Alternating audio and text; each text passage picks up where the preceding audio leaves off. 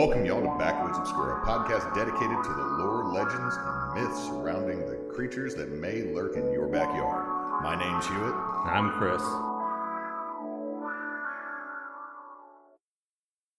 Hey man, how you doing? I'm doing all right. Guess what I've been doing? I'm trying not to say inappropriate things. I've been camping. Oh yeah, you went camp. Yeah. You managed. You are the one of the two of us that actually made it down. Where is all my camp stuff? Oh my god, I forgot to bring it. I was supposed to bring it. Like, I think literally the only thing I carry out there is the charger thing. Yeah. I mean, And the knife. And the knife. Oh yeah, we actually didn't use the knife because I prepped the night before. That's actually smart. The only thing we used was actually the kettle. You didn't use the flat iron thing? We didn't use the flat iron with the tripod? But the thing is, Frecky and Moose brought a actual grill. Yeah, they brought like the gas, the propane thing. So I just cooked on that. I made Was it just you, Ruby, and them? Yeah. Just us chilling out in the woods. Glad I didn't go. I would have been a fifth wheel. Shut the fuck up. No, I'm glad I didn't go because I would have been shitting in a hole in the woods. Yeah. Well, the thing is, we didn't like the way we used the bucket was actually as a weight. We filled it with water and as a weight to weigh down the tent because there was a lot of wind. But no, it was fun. Where did y'all poop? I went into town and pooped personally. You drove like, hold on, Claire. I gotta go drive into town. Fuck you, Dollar General. No, like when I went, my body was like, "You ain't pooping ever." So, like, the only time I went into town, I was like, "I'm gonna, restock on refreshments." Thought you're gonna say is I'm gonna go downstream.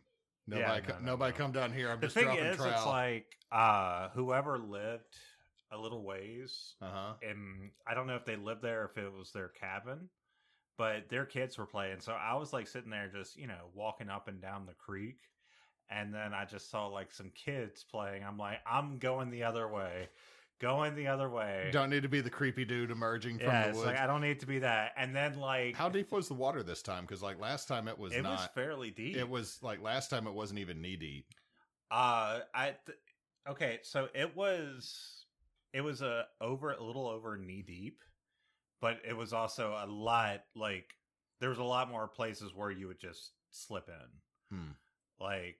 It just for the listeners at home, it is a sandbar off of the Homachita Creek, and like it is just sediment essentially. So if you step, like depending on where you step, whoop, you just fall right. It's like quicksand. Well, I mean, you remember you saw me sink to like mid thigh last year. Yeah, but I actually brought my river raft out this time around and just chilled on there. Did you tie yourself off so you didn't drift too far?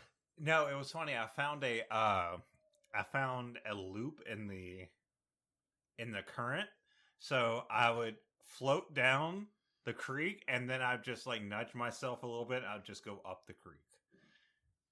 You're just slowly spinning. Yeah, I was just having fun, Outside of that, I've been playing a lot of Final Fantasy. Since I've been off work, I've played a little bit of 7 Days, mostly in create mode to test building a tower. And I'm trying to also I'm building my house. Yep. I'm trying to build my house and I got to go back and fix some of it. But, I've kind of chopped off a peninsula on my map using the super digger. Whoops. No. I did that on purpose so that zombies will not wander into this little house because I'm going to go back to my fort and my base. It's just I'm going to build my house and then I'm going to build Knox's house and then I'm going to build... You're just going to build all the houses? I'm going to try to build everybody's houses from what I remember. Like, one of the things I enjoy about, survival crafting is, like, just once you get into that mode and you just start building, you're, like, getting into it like a creative sort of deal. But yeah. I was talking about camping, though. Would you like to hear a story? Oh, that's the point of the podcast. Yeah, it's the point of the podcast. I mean, I was trying to be, I was trying to do the thing about the segueing, We're supposed to be segueing better, right? We're really bad at that. We're really bad at that. So it's been a long week, and you need to get away from everything. So you decide to go camping, but not just any camping. You're heading into the true wilderness. No civilization, no restrooms, nothing. You hike 30 minutes to your remote campsite, each step feeling heavier than the last. Once there, you set up camp, kick back, and let the beauty of nature wash over you. For a moment, it feels like a perfect escape. Until night falls. A scent drifts through the air. You've prepared for wildlife, so you grab your gun and peer out of the tent flap. You expect to see maybe a raccoon or a skunk. Worst case scenario, a bear. Little black bear going through your stuff. That's extra food, though. That is, I mean, look. Okay, out of what we're doing. No, that is illegal in the state of Louisiana because they are endangered species. However, fun fact, the city that we live in was founded by bear hunters. But instead, you catch a glimpse of something pale slipping through the shadows. You inspect your camp. Every bit of food is gone. Neatly taken. Not torn apart, not thrown on the ground, but not... I'm sorry, Duolingo chimed in. God dang it, Hewitt. You're leaving that in. I know you're leaving this in. You're going to leave. You sweep the darkness with your flashlight, hoping for another glimpse, but there's nothing. Until something slams into you from behind. You hit the ground, your weapon clatters away, a ragged, disheveled man looms over you in tattered clothes, an unkempt beard and eyes burn with feral intensity. The crude stick raised above, ready to strike. God damn it, Matthew. God damn it. You barely roll aside and sprint into the woods, following the path you prayed you remember before. You find your car and you don't stop driving until you're safely away.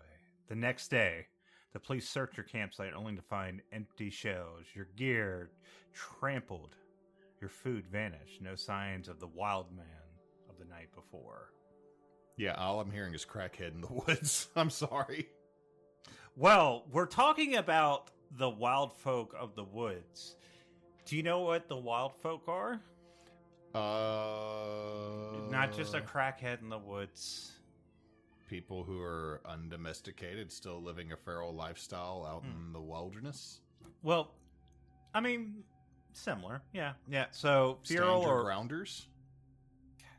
Sovereign citizens? No. Yeah. So the feral or wild people are people who have grown up and or have been living in the wilderness for quite a long time, but they represent more than that. They're often depicted as changed by their time in the wild in some way. These stories and accounts go as far back into our history as civilization has been a thing. A wild man is like the antithesis of the civilized man, so they kind of represent that other side of our coin, where you live in a city, you're civilized, you follow norms and rules. A wild man is chaotic and is dictated by their instincts and their desires and has no inhibition. But yeah, one of the earliest versions of the wild man trope is actually the story of Gilgamesh. Oh, Enkidu. Yeah, Enkidu. So Enkidu was created by the gods as a rival to Gilgamesh, but ultimately became one of his closest friends and allies. Lovers. I mean, the way the story goes. No. Yeah. While getting my master's in history, I had to take an ancient histories one, and we had to study the Epic of Gilgamesh.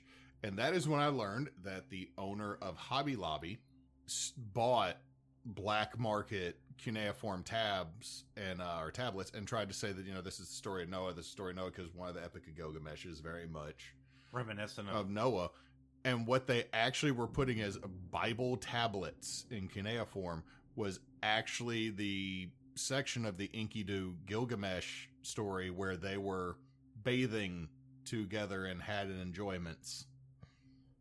You get in a hot tub, with your bro, and you just 5 feet apart. 5 feet apart, and you're just like, hey man, look at this. And then, you know, one thing leads to another, and you're just passionately making love, you know? Yeah, I'm just saying is, I will never not find the story that they had. One, they got them taken by the government because they got them from ISIL. Oh. Off of the black market, but also they were putting them in the fact that Hobby Lobby has a Bible museum. Wild. And also the fact that they had stolen cuneiform tablet, like they British museum this. I mean, we could make a whole. We shouldn't talk about it because we could make a whole episode on about the British Museum stealing shit, or just Hobby Lobby stealing shit. But yeah, Enkidu was a wild man who lived in the woods until a prostitute led him to civilization. So, as you do. Another version of the wild man is actually in the Bible.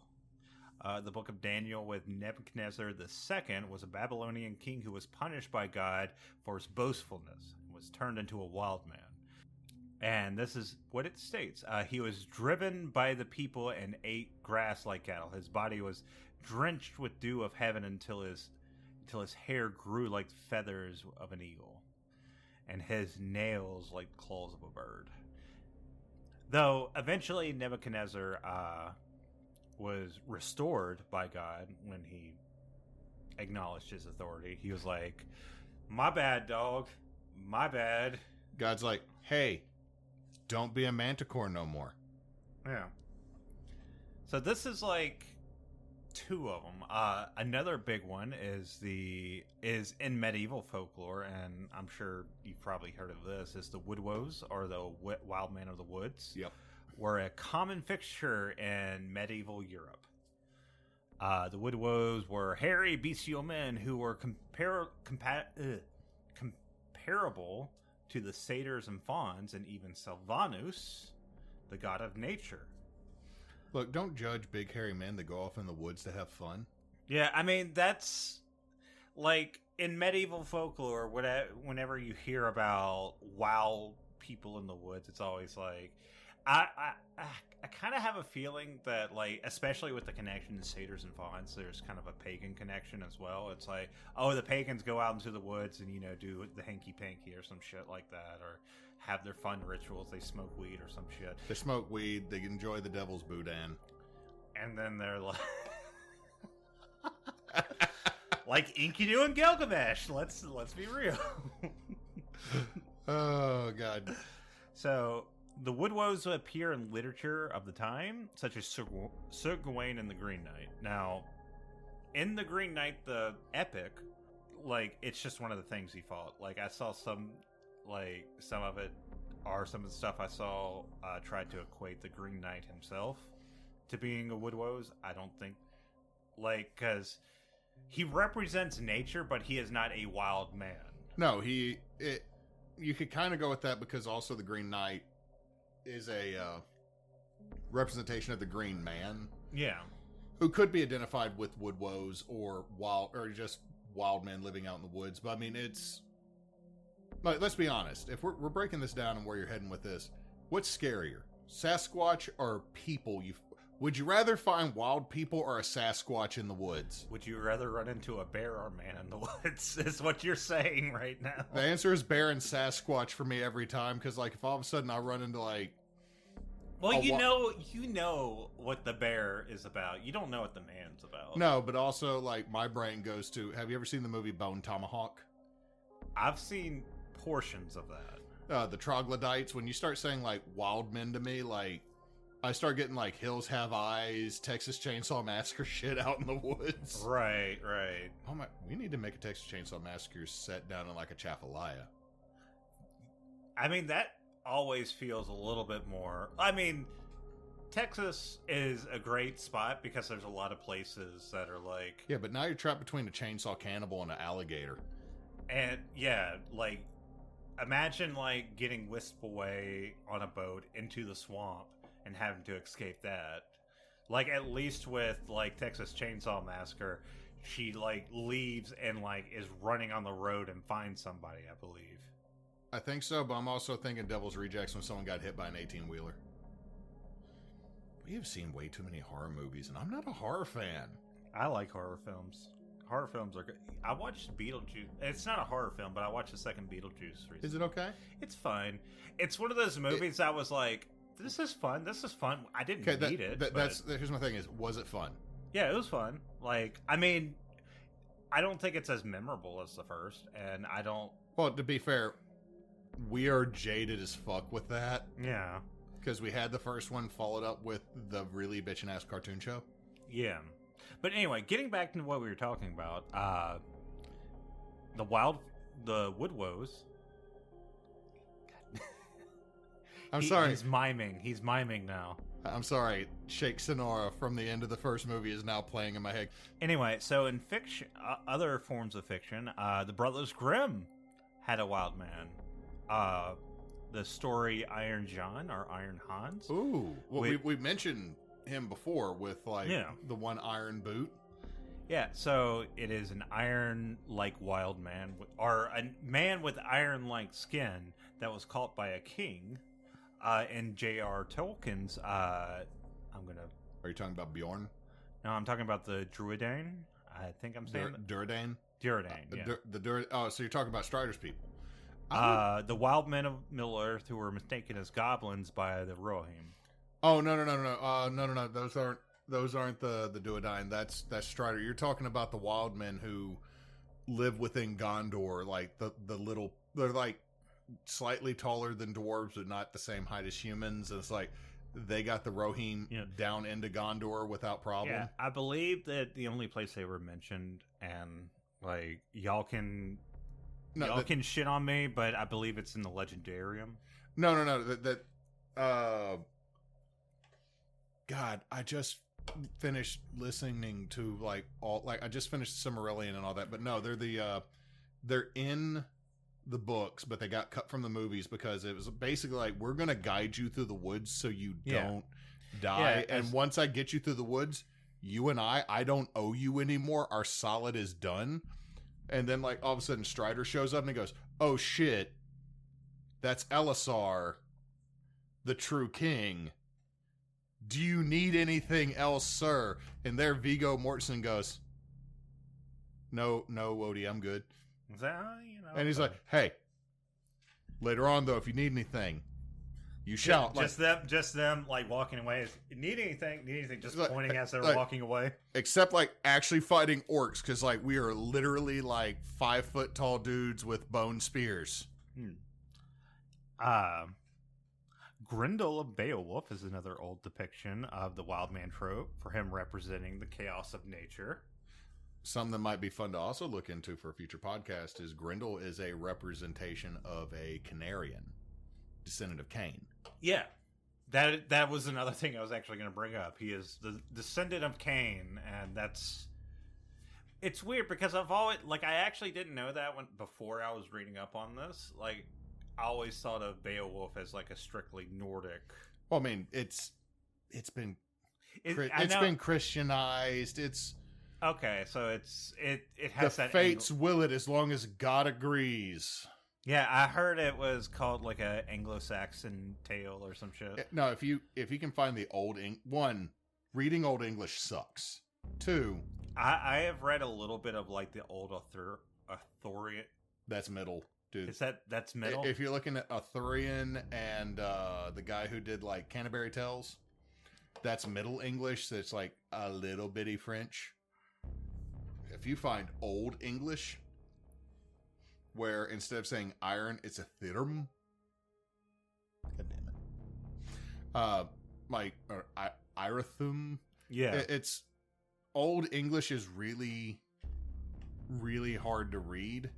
And if you find the Old English translations of Beowulf before monks got a hold of it, that's 100% a Saxon tale. But most of the translations we get are the Christianized version. So we get the light beer version of Beowulf.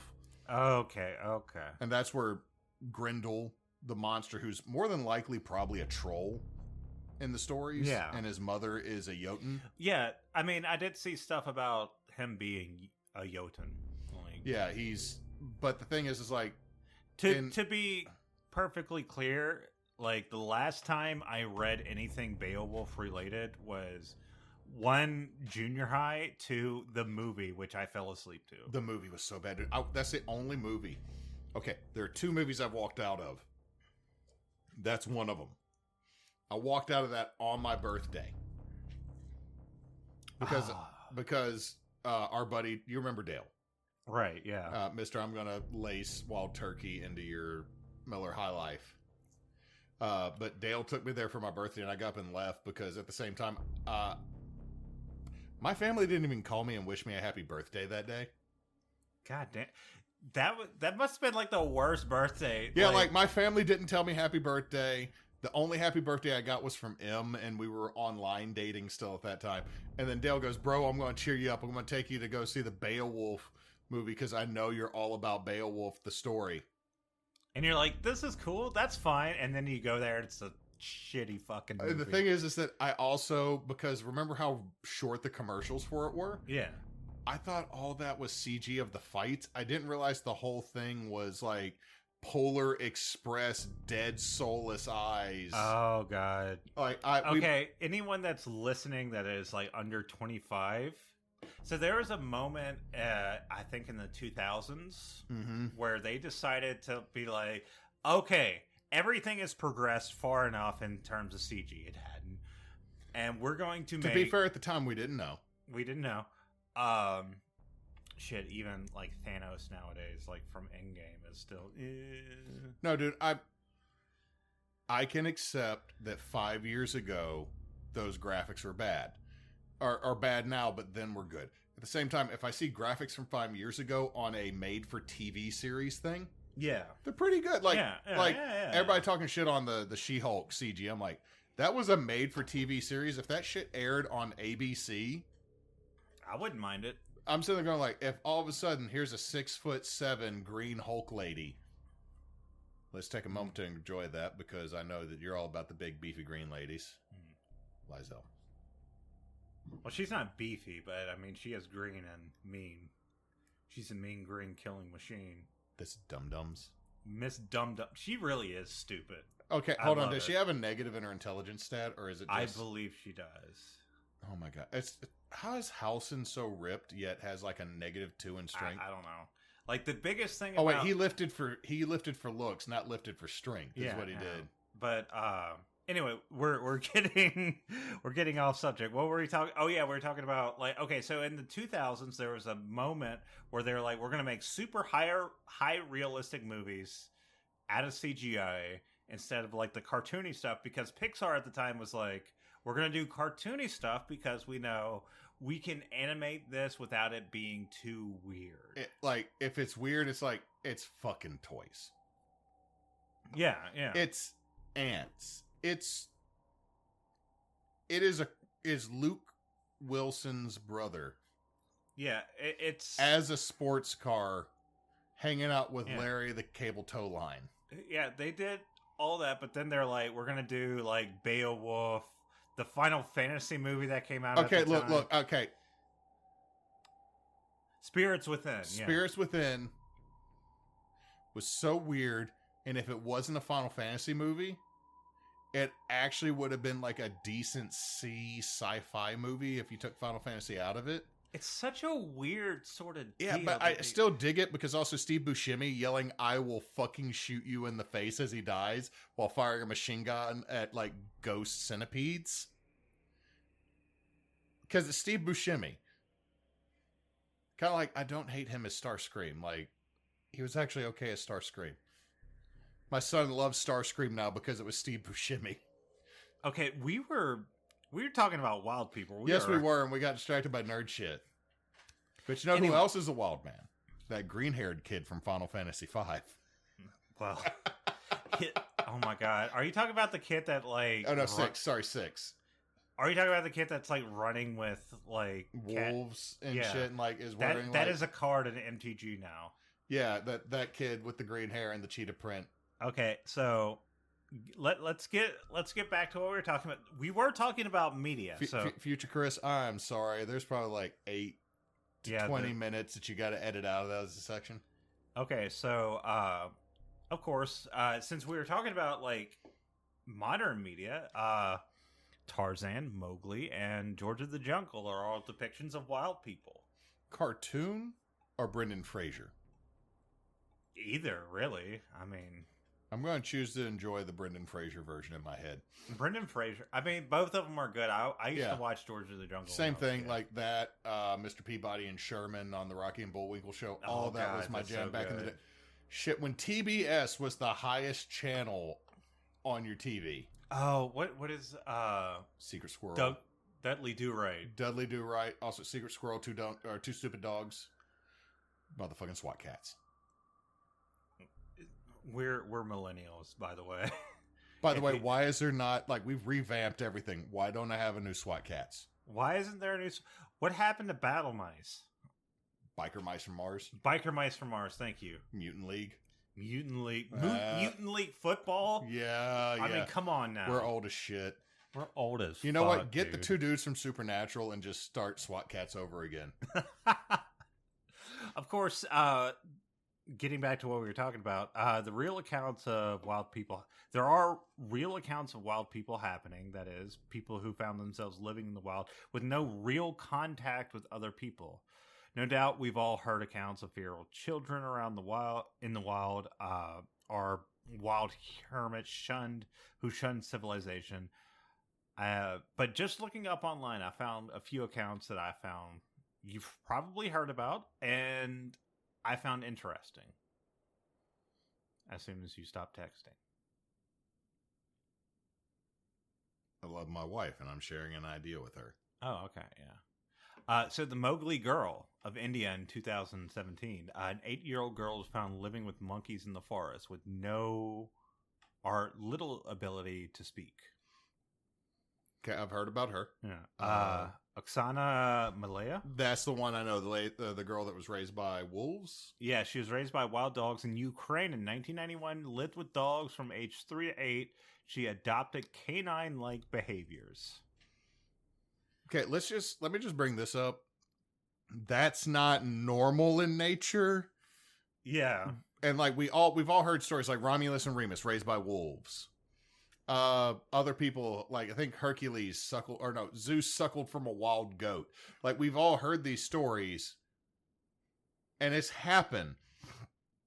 But we just like, there's a wild person out in the middle of Utah. Like they got raised by fucking elk, and like none of us would doubt that, but it's like a 1 in a billion chance that shit happens. Yeah, it's like in a normal circumstance, and I'm not trying to be like grotesque here, but a kid living with wild dogs is probably going to be a meal eventually. Yeah. At the same time, let's say this: which one scares you more, someone raised by wolves or someone raised by moose? Shit, someone raised by moose. Yeah, moose are fucking terrifying, right? Yeah, if you can survive with moose, you're a real one. This is why Claire is so tough. But so we're gonna get into like this is gonna get into like a little bit of the there is like overlap with the hermit here. Now, Wildman and hermit. Yeah, they kind of overlap a little bit. It makes sense. Like in some instances, a hermit is a wild person, but they're not necessarily always like feral and evil, or not evil. That's a terrible term. They're not always feral and like animalistic. They are often just like, I'm going to build a hut out in the woods and leave me the fuck alone. Yeah. You know what? That sounds so wonderful to me. Yes. So many days. Where did Hewitt go? Well, he built a tower in the middle of the swamp, and the only time we see him is when he brings his leather goods in woven baskets to sell at market.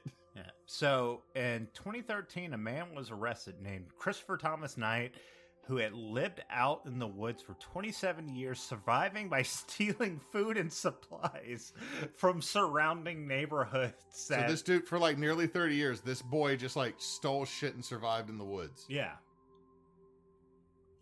Why does this sound like every person that's ever played Skyrim?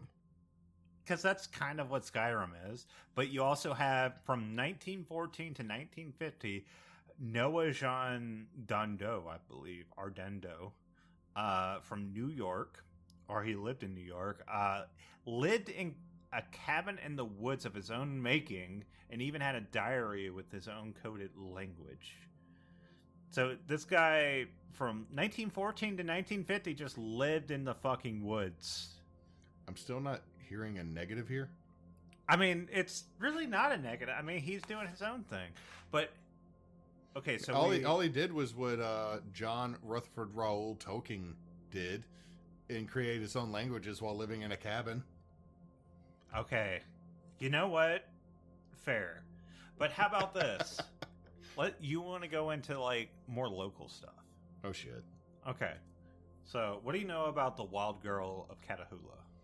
I know that the Wild Men and the Wild Girl of Catahoula are two separate things on our list. Yeah, they're two separate things. The reason why I'm kind of like, woo-hee. They're tangentially connected. Yeah. But I got into, like, okay, the way I work in this podcast is, like, I read something and I'm like, I'm not really interested in that. And then I start reading it and then I'm like, okay, I'm going to just... You don't accidentally find out fetish material while looking up medical information. I don't know how you did that. Because I am an innocent babe when it came to what that was.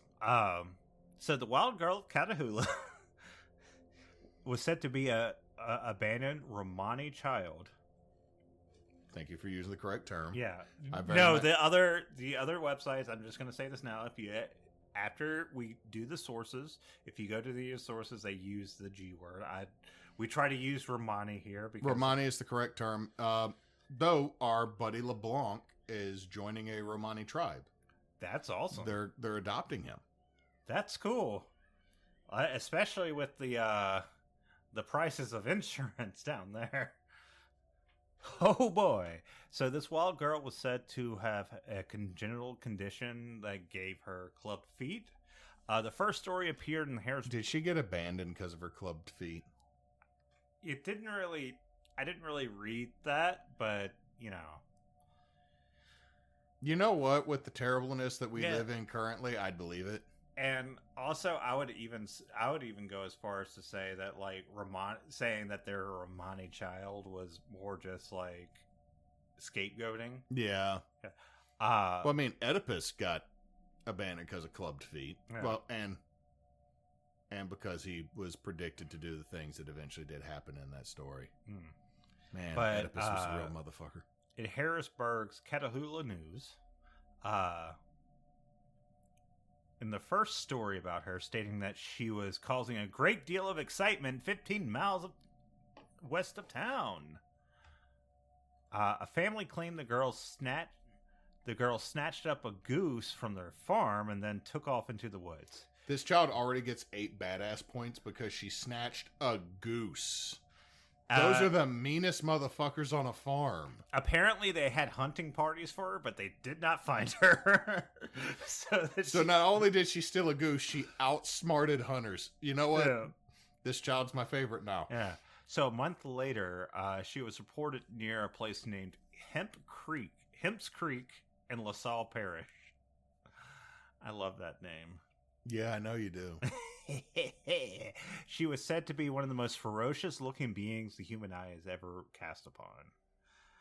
Which is kind of mean. No, hold on. How old is this child supposed to be at this point?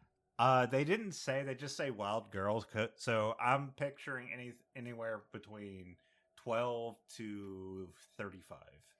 Which is a wide net. It is, I know, but here's the thing is, my daughter is in the other room, and my wife took out her pigtails.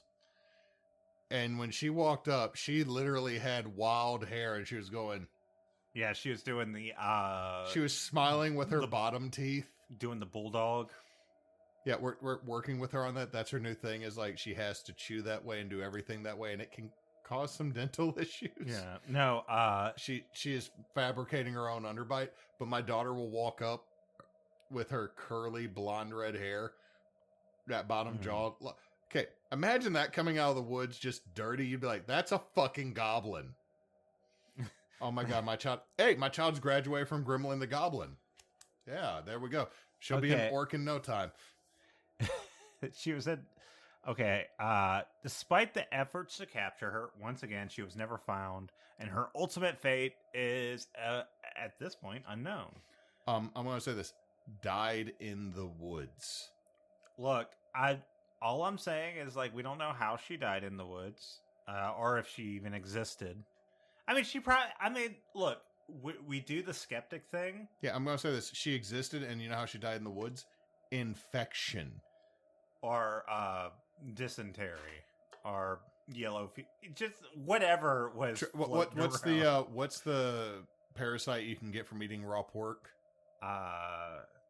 Why did my brain say trichinosis? I don't. It's tricked to something. Like there is a Far Side comic that we have both seen with wolves saying "this be damned," and they're like just charging in at the pig farm. So at the same time with the wild girl, there was a wild man and Wynn Parish. Why does it have to be a wild girl and then a wild man? I don't know what's up with that. Bro, there was Spaceman and Space Girl in Tomorrowland at Disney for 30 years. And they were the same age because it was two teenagers in like Jetson-esque fucking sci-fi gear, and he was Spaceman and she was Space Girl. Oh, the Invisible Girl before they finally decided it was the Invisible Woman. To be fair, Reed Richards was like 48 and Susan Storm was barely old enough. God damn you, Marvel. Okay, like as a pause. That's the original. If you play Marvel's Rivals, where Mr. Fantastic is an absolute fucking Chad with an ass, apparently. They all have asses. He's 32. Okay, Venom throwing it back in that game, apparently. Yeah, no, I think he can, like, jiggle it. No. He throws it back. Like, it's his paladin oath. But no, like, Reed Richards is like a 32-year-old professor that went gray early, and Susan Storm is a 21-year-old student. I'm like, this is still the least problematic relationship between Susan Storm and Reed Richards. Here's the thing. Reed Richards is such a shitty person, he makes Dr. Doom seem less bad, and that motherfucker is about eugenics. Anyway, so we're moving on. I'm sorry, it was a comic book rant. I will still say this, Reed Richards is a sack of shit. Reed Richards is a sack of shit. One Mr. Fletcher came to Winfield to report a wild man in the woods who he claimed that two children or adults, it didn't really say, it gave them names, but were walking on the road and they saw a nude man nearby. The wild man screamed when he spotted them and fled into the woods. You know what? I kind of hope it was adults. Because, just a random wild man with some kids. What year was this again? It was the 1880s. Okay, like, yeah, I'm still not cool with that, but I hate to say this, like, the further back in history you go, like, anybody seeing someone naked becomes, like, more and more likely. Like, my child, my son is like, Dad, what's that one dude doing? And it's just a dude pissing into a trash can. I'm like, he's relieving himself, son. Can I do that? Never. Don't. Why? And he goes, why? Because you're not tall enough. So when I'm tall enough, no, it's just inappropriate. So he's both rude and not short. And I said, yes. Does that make me short and polite? Like, yes. Yes, it does, son. Have you ever peed in a trash can? We don't talk about that. I look at him. I haven't. And then I am staring directly across the table at my co-host. You've never peed into a trash can after knocking a clock off the wall. Look, we don't talk. Okay, we've already mentioned Dale in this fucking episode. Do we have to mention my embarrassing moments? Yes, I got to mention your sin because you brought mine up before in the past as well. All my sins laid bare. Punched my clock off the wall and then peed on time. I don't think I punched. I don't remember that. No, dude, I just know that, like, it fell the fuck off. That clock fell off all the time. Like, I think I just stumbled in there and just between the wild turkey and what were we drinking? High Life while playing fucking D&D. No wonder I threw up that night. By the way, Dale, I know you don't listen. We love you, man. It's been like almost 20 years. That was still a little jacked up. You kept lacing his freaking drink with liquor. And to be clear, I have forgiven him. Because Dale's our boy. Yeah. By the way, let me say this. Lieutenant Dale married to Major Wilson. Oh. His wife's a major. And she's on her way to getting a star. Oh. She also just got her PhD. That's fucking awesome. And should say Dr. Wilson. Okay, so anyway, getting back into what we were talking about. Later that day, we were talking about a wild man that like ran into the woods. And then we talked about Dale. Yes. Yeah. Same thing. So another man saw him and gave him chase, but was unable to catch him. Now that's kind of all I saw in this. There is a Look, I'm going to say this. I'm not chasing the naked man out in the woods, personally. I'm going to let that run in the woods and then be careful for like a week. Now there's another one in 1860 about a wild man spotted near a plantation 13 miles south of New Orleans. This man was armed with a pistol and spoke fluent French. There isn't much about this aside from the fact he was hiding in the bushes and scaring nearby people with a gun. I'm going to say that's not a wild man. That sounds like a highwayman. That was my, like, that's a highwayman. I put that in my notes. It's either a vagabond or a highwayman. Jean lost a pirate along the way. Because, like, when people would ask him, like, what the fuck you doing? He's like, ha-ha. I am a French man. I am French, ha-ha. Le Captain de Alps. We have just committed a hate crime against France. The last one, and this one is actually verified because he has birth and death certificates, I believe. Jean-Baptiste Dugas, a.k.a. I'm going to say this. I got 2 other episodes that have a Jean-Baptiste. Jean-Baptiste is... That is a name. That is a name, and that is also a name you find in Louisiana. But he is also known as the Wild Man of Terrebonne. Down near LeBlanc. Yeah. So he was born in 1812 near Thibodaux, about 4 miles. And he was born about 4 miles outside of Thibodaux in Lafourche Parish. We've talked about both. He moved to Terrebonne Parish, where he became a farmer and is very prosperous. However, after his fiance left him for another man, sad, he withdrew from society, living in a hut in the woods. Now, here's the difference between everyone else and him. Like, this is, like, more quintessential hermit man than wild man. Even though he kind of lived wild. Like, he ate, like, just whatever, like, wild hogs or rats or...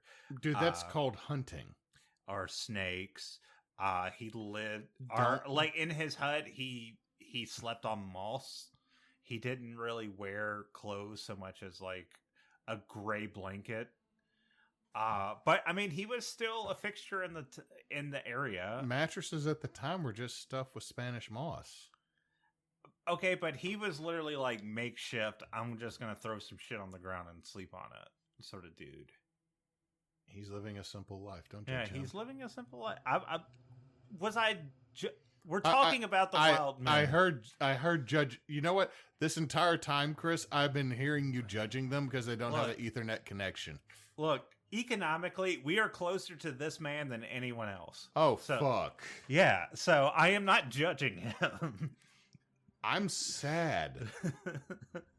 You just made me sad when you made me realize this. Like, we went to the Acadian Village with Claire at Paracon. Which was fun. It was. And all of those buildings seemed closer to, like, achievable living situations than what we currently have. Shit, I wish this was some nice looking buildings though. Yeah, but anyway, like, to be fair, like some of those houses would have been so, like the Broussard house would have been so much money today, even though it's smaller than the house I live in now. Yeah. So despite having money, he did have money. He had about $4,000 in his estate at the time of his death. That's about $120,000. That's a lot of money. That's a good bit of money. He lived cheap. He you know what? He pulled those boot. No, I'm not going to start with that bootstrap shit.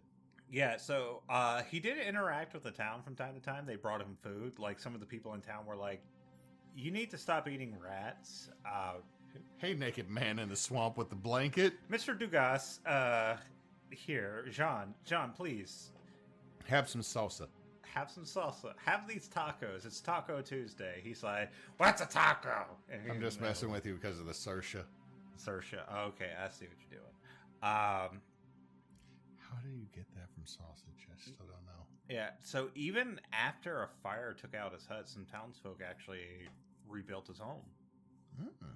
So, I mean, he was still like... He's their beloved mascot. Yeah, he's kind of like a little mascot. He actually donated some land for a church.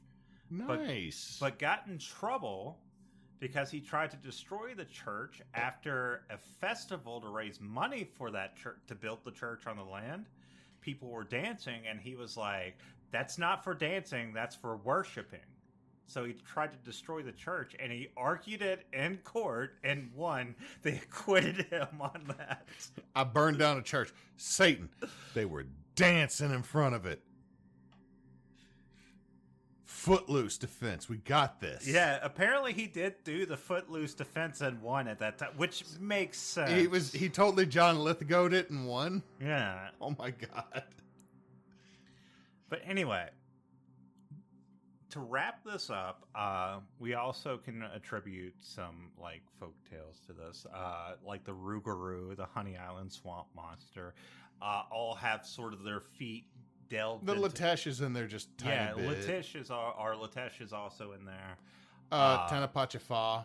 And even our biggest, most popular boy, the Bigfoot. I put Big Food here on accident. Big Food. It's like Bigfoot has a food truck. Bigfoot has a big food truck. It's pulled by the Bigfoot monster truck. Oh my god, we have a whole thing God. we gotta do now. We gotta do this. We gotta build a Bigfoot and then have a Big Food pulled behind it. But all of these stories kind of grew out of this legend of the wild men. You have your traditional wild person, you have your hermit, you have legendary creatures that all stem from this one concept. Anyway, my sources are Wikipedia, obviously, Enkidu, the Epic of Gilgamesh, Wildman, Grendel, Exile Malaya, Christopher Thomas Knight, Noah Johnson, Country Road Magazine, Wild Girl of Catahoula, The Wild Men of Louisiana. Of course, the story behind the Mowgli girl found living with monkeys, Genealogy Trails, the Callao Island of Terrebonne Parish, and St. Charles Herald Guide, Louisiana Wild Men. We are Backwoods Obscura. We update every Tuesday. I'm stealing this from him because he got a little flustered. We are on social media. You can find us on TikTok. You can find us on Blue Sky. You can also find us occasionally on Facebook and a couple of the other social media cesspits at any point. And we are also... we're also Team Bonus Action. We usually do things every Sunday and Monday, but we're kind of in a not a hiatus period, but kind of like in a bumpy road. We're all working people. We all have our own jobs and other things we got to do. But usually we do Darwan, which is my game, which is a weird Muppet Dark Crystal sort of thing game. That's Jed and I's fault. Yeah. And we also do Shades, which is an online game with some of our friends that's been going for like, fucking 7 years now. No, 4 years, but it is a continuation of Shades. The crew that is in Shades is the crew that started years ago before we started streaming on Roll20. And then our good friend, Fricky V, suggested around 2017, 2018 for us to actually stream. And that's been a thing since then. Yeah. And we're kind of in a transitional period with that, but if you want, you can check us out on YouTube and on Twitch on Team Bonus Action. I know there is a bonus action out there, but we are Team Bonus Action or TBA. We had the name first, but we usually do something with charity, and right now we don't really do that, but we urge you... Our people who run it have been busy with life choices, so the charity clerics have tapped out, but if you could donate to the Trevor Project to help LGBTQ plus youth have a place to stay, or to the ACLU to help defend civil rights, we would greatly appreciate it. And at any time during the year, if you could donate to St. Jude's, we would also agree with it and support it because we need to kick the shit out of childhood cancer. Yeah. And we also do something at the end of the year. In November, we do the Extra Life. So if you ever want to check out that, I'm going to go ahead and just put that out there. But anyway, that is us. I hope you have a good day or night at whatever time it is over there. Hey, Chris, you know what's really wild? What? That one girl from Catahoula. Yeah, that's true. That is pretty wild.